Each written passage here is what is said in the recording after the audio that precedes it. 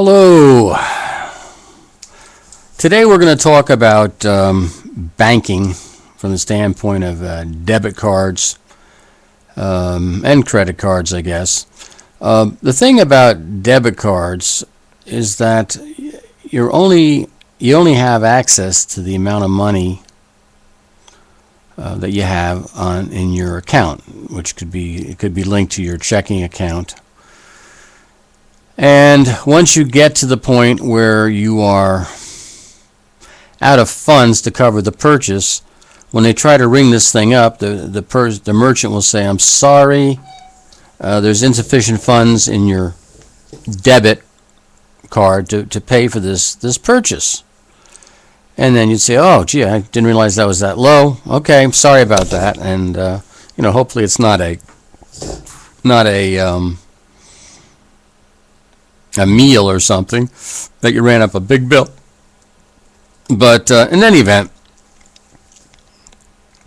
what Citizens National try to do, and all these banks want to do, they try to be your friend, and they say, aren't you embarrassed if your debit card doesn't work?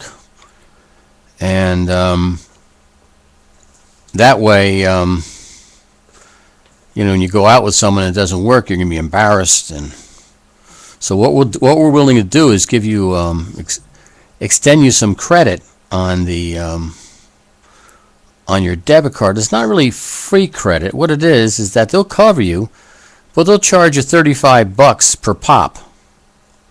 So instead of being in a position where you're out someplace and you have this inconvenience that you can't buy what you want to buy because there's not enough money in the credit card to cover it, you'll get your dollar cup of coffee, and you'll get your little sub, and you'll get your piece of pizza, and all along each time you're running up $25, $35 penalty to cover this money, which obviously you have to pay back with all kinds of super interest.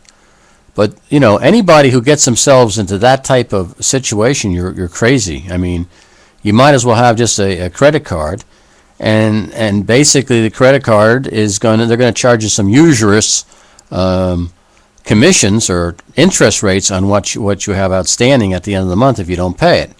I mean, a lot of these Sears and J.C. Penney's, they all want you to have a card.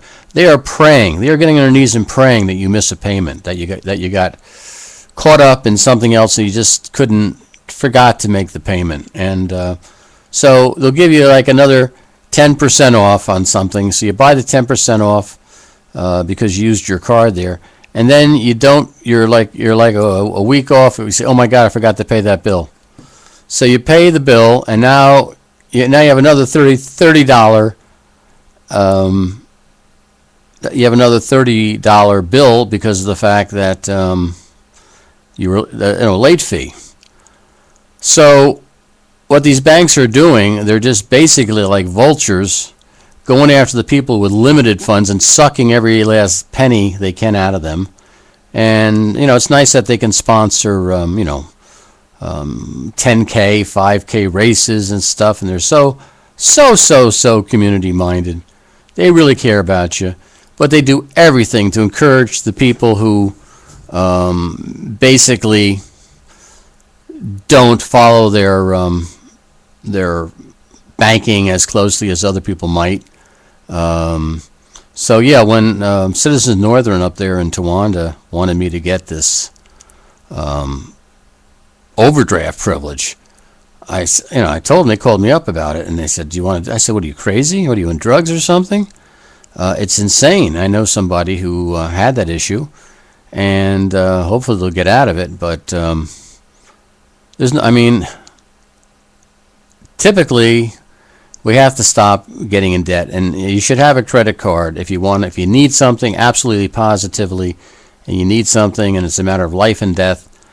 Use your credit card and pay the devil later. But if you have a debit card and you're getting this extended service, so to speak, as they call it, you're going to pay through the nose. And like I said, it doesn't matter. You could get hit 20 times, and $1 each. Getting a soda someplace. I don't know why you'd use your debit card to buy a soda or something from McDonald's, but they'll take it. and you'll run up, 10, that's $350, let's say, of penalties, just so you didn't want to have the embarrassment of being denied the ability to pay for something. So that's all I have to say about these debit cards. You understand the banks are getting this money for virtually nothing, and then even when you have money in a savings account, they're giving you nothing.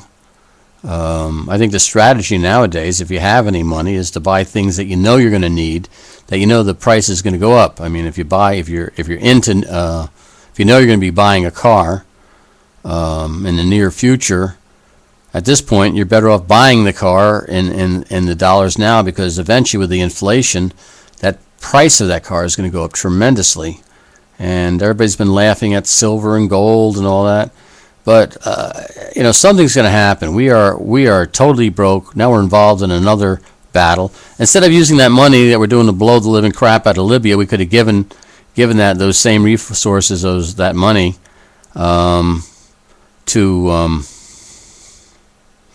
Japan to help them get out of it. They have real issues there. Fortunately, the people do save money in Japan. But still, all in all, I think they were talking about $309 billion. Well, I think George Bush gave that much out in one of his stupid stimulus packages so we could buy more crap from China. They must have called him up from China and said, hey, Georgie boy, your people aren't buying enough worthless crap from China. Could you give them some money and then borrow that money from us and have them buy crap from us that they really don't need? Could you do that for us?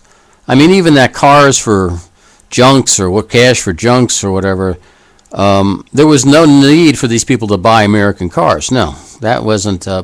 That was against our treaties, these international treaties. You can't do that.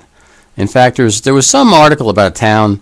They only want to have American-made things in their town hall or whatever the heck it is, or the county hall or courthouse. And it's probably illegal, to actually just buy American. I mean, I think they probably won't get federal funding if they find out that they're actually trying to buy American. So the other thing of interest you might want to look into is that the EPA wants to go through a whole rigmarole and treat the fact if you spill some milk on the ground, it's the same as spilling oil. And I don't think it's going to go through, but right now I think that's the way the law is kind of written. So you might want to take a look at that. You talk about worthless efforts, but you employ people, right? What we need are more jails and more police and more jail keepers and more judges, more prisons, right? And this will build the economy. And eventually, if you have everybody in jail, just think how many are the maximum people. Let's say, I don't know what the ratio is between the people who are looking over the jail and the people in the jail. It's probably like teachers. What do you have? One teacher for every 10, 15 students or something like that. But then you have the other structure of all the supporting people, the 20 principals and the 20 counselors and everything else. But eventually, maybe that's the deal. Maybe we should just have everybody, as many people as we can in jail, and then we'll pay people to look after them, and of course the judges. Then we can release them so that we can get arrested again for whatever charges they want to trump up. So.